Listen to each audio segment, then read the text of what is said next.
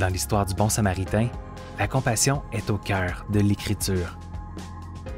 Lorsque quelqu'un souffre et est dans le besoin, une personne qui a un cœur comme celui de Dieu apportera son aide à cette personne nécessiteuse.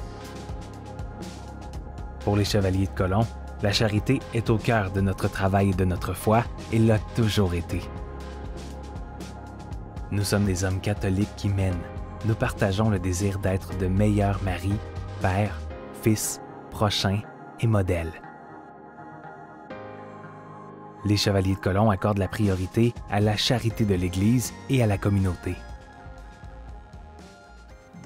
Les Chevaliers de Colomb sont présents dans notre paroisse depuis 2005.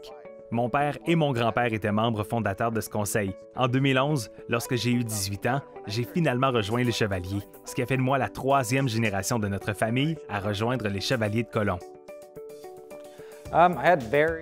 En fait, je connaissais très peu les Chevaliers.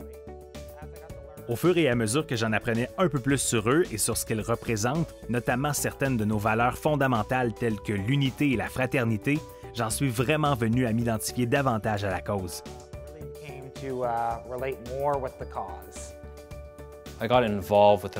Je me suis impliqué avec les Chevaliers de Colomb par le biais d'un championnat de lancer franc. J'accompagnais mon ami qui était aussi un frère chevalier à l'époque. À ce championnat de lancer franc, le grand chevalier de l'époque, frère Ku Ming La, m'a simplement remis le formulaire 100 à signer. Je ne sais pas pourquoi j'ai décidé de le signer, mais je suis content de l'avoir fait. Fondés en 1882 par le bienheureux Michael McGivney, les Chevaliers de Colomb sont une organisation qui transforme les amis en frères. Des frères soucieux et qui prennent soin les uns des autres. Nous sommes des frères chevaliers. Nous nous adressons entre nous en tant que frères. Cela signifie que nous nous soutenons les uns les autres, que nous sommes là les uns pour les autres. Je découvre de nouveaux frères, de nouveaux membres de famille qui m'aident à me préparer à devenir un meilleur père et un bon homme de foi pour ma future famille, tout cela grâce aux Chevaliers de Colomb. Servir les autres comme un bon samaritain est un acte d'adoration. C'est un ministère relationnel et pratique. Pour certains, cela peut représenter une nouvelle façon de voir le monde. Le bon samaritain a vraiment vu un besoin. Il a vu que quelqu'un avait besoin d'aide et que peu importait qui cette personne était.